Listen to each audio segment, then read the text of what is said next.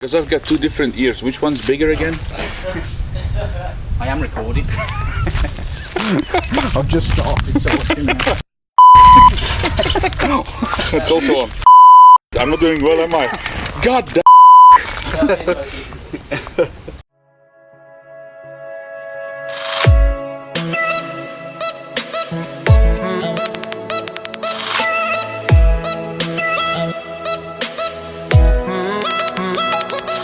Hi guys, welcome to Dan's Wildlife. This is me coming from South Africa. Been here now for nearly 10 days. We go back on Monday.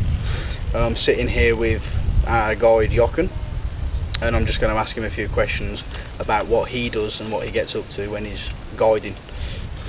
So really what I'm going to be talking about is what you do. So do you want to introduce yourself? Sure. My name is Jochen Van De Perre. I'm actually a Belgian guy originally, but I've been in South Africa now for 4 years. Before that, we basically did the guiding exams, the official Vergaza Level 1's Field Guide Association of South Africa, as a way for ourselves, me and my wife, to just prove to ourselves that we have the knowledge, because we've been coming here for 15 years and I've been selling safari itineraries for about 10 years. So it started off as a fun thing, but yeah, we made a career out of it now. We've been in a couple of private reserves around here, mostly Kasiri side, where we've worked for a number of camps, and then we've done one 5-star lodge for a year as well, that which we managed and guided for a year. That was in Balule Reserve in a sector called Olifants West. And now we're doing student groups here at Ntaba. We've been doing this for the last year and a half now. Okay. So yes, we've been travelling around this area, and we've been to the Kruger National Park itself, where we've been studying wildlife, looking for wildlife, and we've had a fairly few fun encounters, especially with elephants, not enjoying our company. As well, before I came here, I didn't realise about a certain thing called canned hunting. Jochen explained, showed us what canned hunting actually is. I hadn't heard of it until I came here. In a brief detail, could you tell us what it is? Well, it's come so far. Everybody knows about the statistics of our wildlife going down. It looks bad. I know it looks bad. It's just, because humans take up every bit of space that there is, which means that before that, I guess hunters could go around and find their preferred species that they would love to hunt anywhere, in the reserves as well as out, permits as well as without. Obviously we're talking about 50 years ago now. We've come to the point that right now all wildlife is in protected areas. This wildlife doesn't need hunted unless there's a specific purpose for it. Mostly it's to balance the budgets. If a certain area cannot thrive on ecotourism alone, then there's this delicate balance between hunting and ecotourism that normally tips in the favor of ecotourism now. So we're getting there. We're getting actually close to the point where none of the private reserves or none of the other areas that are protected need real hunting. I mean hunting for the dollar, right? That's obviously a problem, because the offer has gone down, the demand has not. So since there's a lot of demand for lots of people from overseas to come here to South Africa or any other African country that has wildlife to hunt, there's going to be obviously a market for that. There's people that are going to say, you know what, we can provide what these overseas hunters would want. So now it's not really a natural thing anymore. They are breeding the species to be hunted. Still, I would say that's okay. I'd rather have people hunting, species that are bred for the hunt, as opposed to coming here and shooting the animals that I know personally. After a while, at least the most iconic species, you get some personal bonds with them, and that are relaxed and accustomed to our vehicles and so on. That are actually bringing money to the ecotourism table. I'd rather have hunters stay away from that. So anyway, I guess canned hunting came as a bit of an easy solution to the demand from overseas. So that's canned hunting. Canned hunting, by the way, does not mean like it's in a closed area. Yes, it is in a fenced off area, but that reserve might be rather big. I'm not going to judge on that. Canned hunting is actually coming from the American saying, look, it's in the can. You are sure that you're gonna walk away with your trophy. So in the end, it's a guaranteed result hunt. So that's canned hunting, basically. Yeah. Okay. Do you agree on this? On the practice, that's a difficult one. In essence, yes, I do. In the sense that if it's done ethically, I have no problem with it. However, the hunting industry and ethics, it's a long, difficult relationship between the two. Right now, for example, canned hunting, it's been proven by these undercover guys who do a documentary on that. There's lots of things actually that shouldn't happen. Yeah, shouldn't be. If it's about a regular species, let's say wildebeest or something like that, a species that basically is not in everybody's mind as being one of the iconic species of Africa, then I don't think there's much that they can do wrong canned hunting wise. However, if it's for an iconic species, and then in particular lion, there's lots of things going around there. First of all, they're making money out of unknowing students that come here and they volunteer, and these volunteers basically get to hand rear a cub. They tell them it's for research, it's for a breeding project, to release them into the wild and this and that. Obviously, that's all BS. Basically, they are getting a lot of money from these unknowing volunteers to raise cubs that will end up being shot. So I don't think it's very ethical to combine those things and to tell these people lies about what they're actually doing with that lion cub. After that, if they get too old, if they are reared, so to speak, but they're not mature yet, you can't shoot them yet. What happens with the lions then? Well, then there's these huge tourist groups sometimes coming in, and they can walk with lions. So you put these little lion sub-adults on a leash and you can have a little walk with them. Oh, that was awesome. That was part of my African experience. Obviously, it's again a source of income, an extra source of income. If these people would know that the lions that are on a leash would get shot, obviously they wouldn't come. So it's dishonest what they're doing. Then I also know that there's hardly any rules, and even less so checks being done on how the breeding of these lions is taking place. If you've got cubs being taken away after a couple of days from the mothers to bring the female into estrus again, you're basically wearing that female out. She goes through many more cycles, many more births in her lifetime. That's obviously not healthy.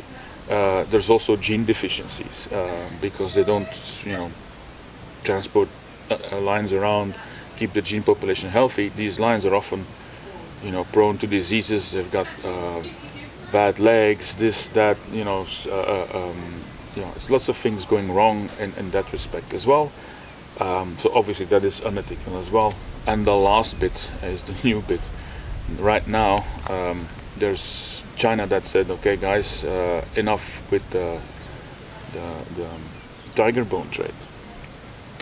And the traditional medicine industry has found a simple solution to that: lion bone. So now there's a lion bone trade, so basically Chinese are buying up any lion bone that they can find. It's worth a lot of money. People are digging up carcasses from years back just to ship the bones overseas. It's an extra income again. Obviously, if you breed lions and you want them, you breed them for hunters. What are the hunters going to choose, male or female? Male. There you go. Half of them, though, of your cubs are female.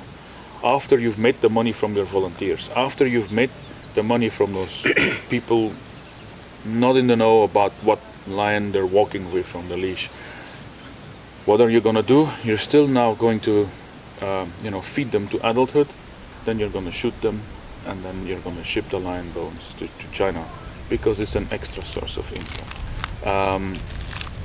And that happens obviously way more with females. That doesn't happen with males. Males all get shot by those overseas hunters.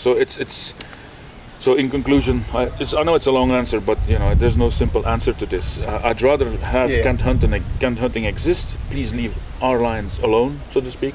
If I may continue with the example of lions, but if it exists, that canned hunting, it should be regulated. It should be checked regularly if they're doing it right, and so on and so forth. Right now, they're doing everything wrong that they basically can do wrong, and it's a bad image for this nation as a whole, which in turn is actually has an effect on the total number of people enticed to that are convinced to come here, that want to spend their vacation here, that want to go on a safari here. There's obviously people that are saying, you know what, South Africa, if you do not regulate that business, that's a nasty business. I don't want anything to do with that. So I'm staying away from your place as long as this thing is not, regulated. And so it's a bad image now to the country. Yeah. So talking about hunting, throughout our college course, we've been led to believe that hunting is a form of conservation. One of our lecturers is a hunter himself, and it's nice to have that kind of divide where you've got the anti-hunting and the hunting working for the same team, trying to get both messages across, trying to keep people unbiased. What's your opinions on big game trophy hunting in Africa? Well, it's been around for a long time. I don't think it's going anywhere soon.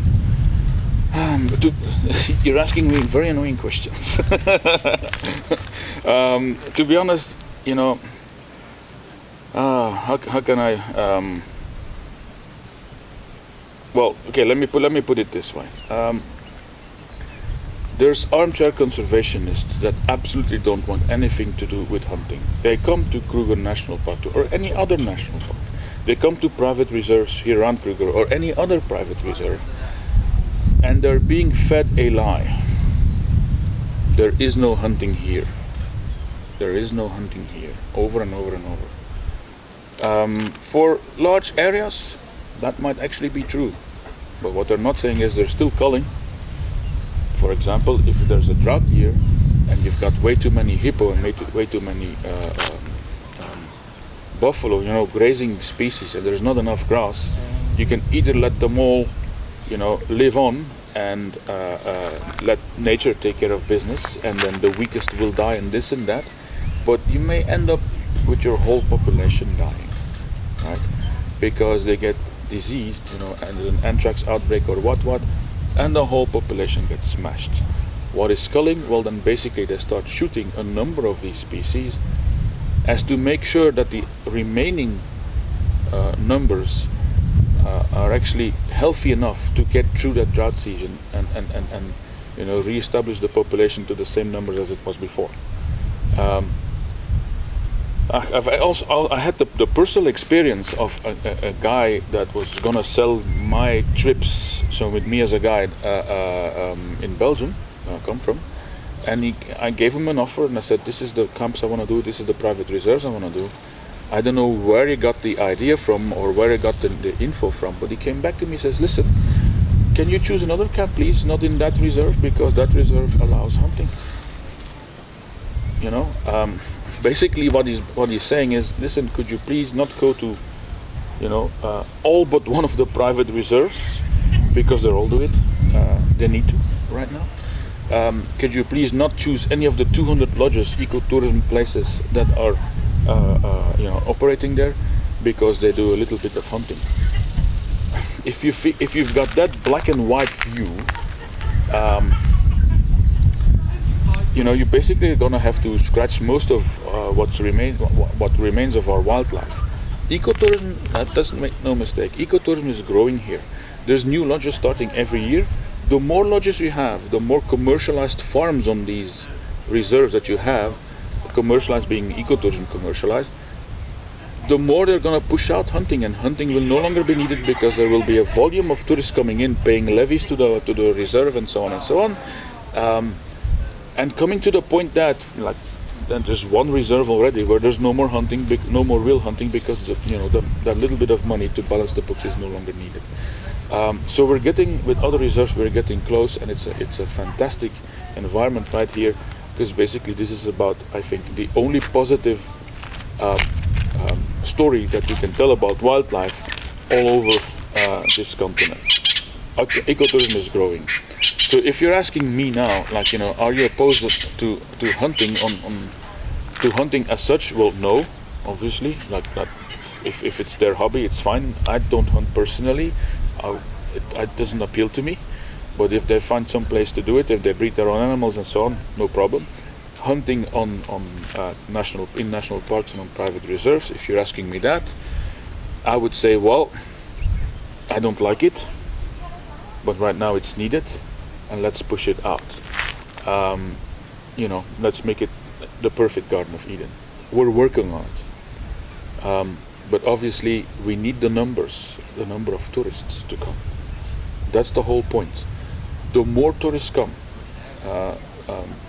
the better it is to push out hunting. So this armchair conservationist perspective of, I am not coming, that's actually helping hunting. That's actually pro-hunting. That's more pro-hunting than the person coming here and saying, okay, I know there's a bit of hunting going on. They don't speak about it, they keep it silent and this and that. Some people are not honest about it. But I know it's going on, but I still want to support these camps in their ecotourism business. Yeah. They provide jobs, they make sure that there's money coming into the reserve that is not coming from hunting and so on, and we're slowly pushing hunting out. And we're not talking about big numbers in the first place. We're talking about maybe 10 permits for buffalo, 1 permit for an elephant, 1 for a lion, stuff like that. And then it's the warden of the reserve that decides, okay, this guy is